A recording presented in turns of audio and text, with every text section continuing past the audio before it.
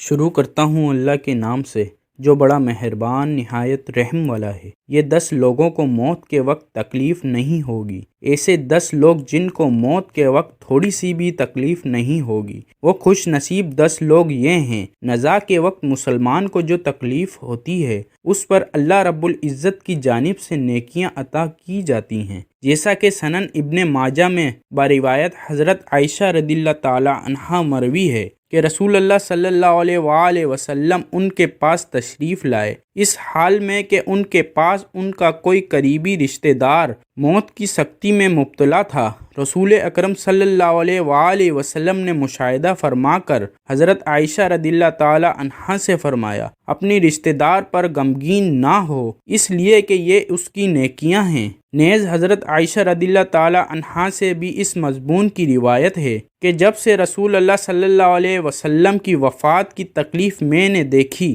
اب میں کسی مسلمان میت کی حالت نزا کی تکلیف کو اس کے حق میں برا نہیں سمجھتی۔ پس مذکورہ حدیث سے معلوم ہوتا ہے کہ نزا کے وقت ہونے والی سختی مرنے والے کی بدعمالیوں کا ہرگز نتیجہ نہیں ہوتی۔ مسلمان کے حق میں اس پر اجر و ثواب اور گناہوں کی معافی کی ہی امید رکھنی چاہیے۔ ناظرین، 10 لوگوں کو مرتے وقت تکلیف نہیں ہوگی۔ حضرت سیدنا عثمان غنی رضی اللہ تعالی عنہ نے فرمایا تھا، دنیا میں 10 لوگ ایسے ہیں جن کو مرتے وقت تکلیف نہیں ہوگی، ان کی روح آسانی سے نکلے گی۔ حالت نزا میں انسان کی آدھی روح اندر ہوتی ہے اور آدھی روح باہر ہوتی ہے اور بندہ تکلیف میں ہوتا ہے۔ اس وقت انسان کو پیاس اتنی لگتی ہے کہ انسان یہ چاہتا ہے کہ سمندر کا پانی پی جاؤں، اور اگر بالفرض 7 سمندر کا پانی وہ پی بھی جائے پھر بھی اس کی پیاس کبھی ختم نہیں ہوگی۔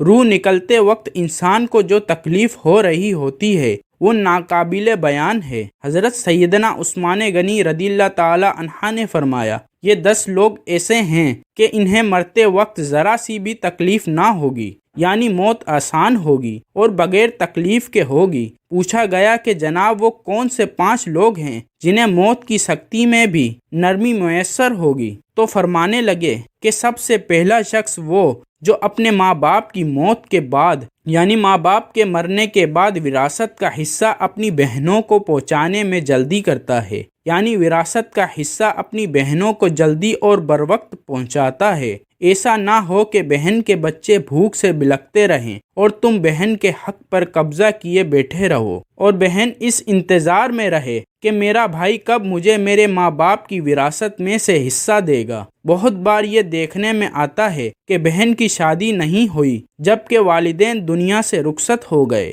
تو بھائی نے کہا کوئی بات نہیں، جب بہن کی شادی کروں گا تو اس کا حصہ اسے جہیز کی صورت میں دے دوں گا۔ یاد رہے کہ اسلام میں بہنوں کو جہیز دینا فرض نہیں جبکہ ان کا وراثتی حق دینا فرض ہے۔ دراصل عورت کو جہیز دینا یہودیوں کی رسم ہے، اسلام اس کی ترغیب نہیں دیتا، لیکن اسلام میں عورت کا وراثتی حق دینا فرض ہے۔ واضح رہے کہ والدین کے ترکہ میں جس طرح ان کی نرینہ اولاد کا حق و حصہ ہوتا ہے، اسی طرح بیٹیوں کا بھی اس میں شرعی حق و حصہ ہوتا ہے۔ والدین کے انتقال کے بعد ان کے ترکہ پر بیٹوں کا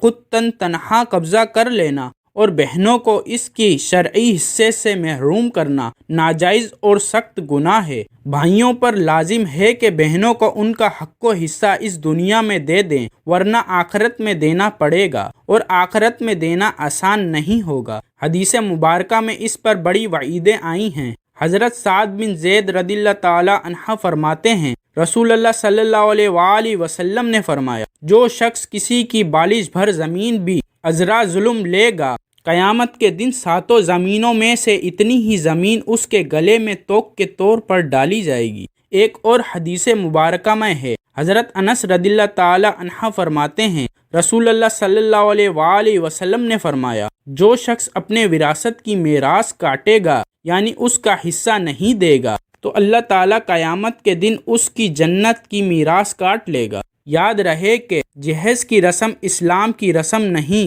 بلکہ یہودی کی رسم ہے، اور اس کا بڑا نقصان ہے کہ جس طرح یہودی کی عورتوں کو بغیر جہیز کے کوئی شخص قبول نہیں کرتا تھا، اسی طرح آج اسلام میں بھی عورتوں کی شادیوں میں سب سے بڑی رکاوٹ جہیز ہے۔ غریب آدمی کی بیٹی بیٹھی بیٹھی بوڑھی ہو گئی کہ جہیز کا کوئی بندوبست نہ ہو سکا۔ اسی طرح اگر کوئی شخص یہ کہے کہ میں بہن کا وراثتی حصہ تو نہیں دے سکتا، البتہ جب اس کی شادی کا وقت ہوگا تو جہیز دے دوں گا، لہٰذا فرمایا گیا کہ بہنوں کو بروقت حصہ دینے والے کی روح موت کے وقت بڑی آسانی سے نکلتی ہے۔ ناظرین، بہن کا حق کھانا ایسا ہے جیسے خنزیر کا گوشت کھانا۔ نمبر 2، یتیم کی کفالت کرنے والا۔ ایسا شخص جو یتیم بچوں کی اچھی تعلیم و تربیت کرے گا، اس کو بھی موت کے وقت تکلیف نہیں ہوگی۔ حضرت عبداللہ بن عباس سے روایت ہے، امام الانبیاء صلی اللہ علیہ وآلہ وسلم نے ارشاد فرمایا، جس نے مسلمانوں کے کسی یتیم بچے کے کھانے پینے کی ذمہ داری لی، اللہ تعالیٰ اسے جنت میں داخل فرمائے گا۔ رسول اکرم صلی اللہ علیہ وآلہ وسلم نے تو یتیم کی کفالت کرنے کو جنت میں اپنے ساتھ ہونے کی بشارت سے نوازا ہے کہ وہ جنت میں آپ صلی اللہ علیہ وآلہ وسلم کے ساتھ ہوگا۔ حضرت سہل بن سعد بیان کرتے ہیں کہ رسول اکرم صلی اللہ علیہ وآلہ وسلم نے فرمایا، میں اور یتیم کی کفالت کرنے والا جنت میں اس طرح ہوں گے، اور آپ صلی اللہ علیہ وآلہ وسلم نے اپنی انگشت شہادت کو درمیانی انگلی کے درمیان تھوڑا سا فاصلہ کر کے اشارہ کیا۔ نمبر 3، کثرت سے صدقہ کرنے والا۔ کثرت سے صدقہ کرنے والا شخص یعنی ایسا شخص جو اللہ اور رسول صلی اللہ علیہ وآلہ وسلم کی رضا کے لیے اپنے مال و دولت میں سے یوں صدقہ کرتا ہے کہ جب وہ اپنے ایک ہاتھ سے کسی کو دیتا ہے تو دوسرے ہاتھ کو پتہ بھی نہ چلے، یعنی دوسرا انسان وہ ہے جو کثرت سے صدقہ کرے گا تو اس کی موت کے وقت اس کی روح آسانی سے نکلے گی اور جان کنی کا عمل اس کے لیے تکلیف دہ نہ ہوگا۔ نمبر 4، نرم دل والے، یعنی وہ لوگ جو دوسروں کی غلطیوں کو بھلا کر انہیں معاف کرنے والا۔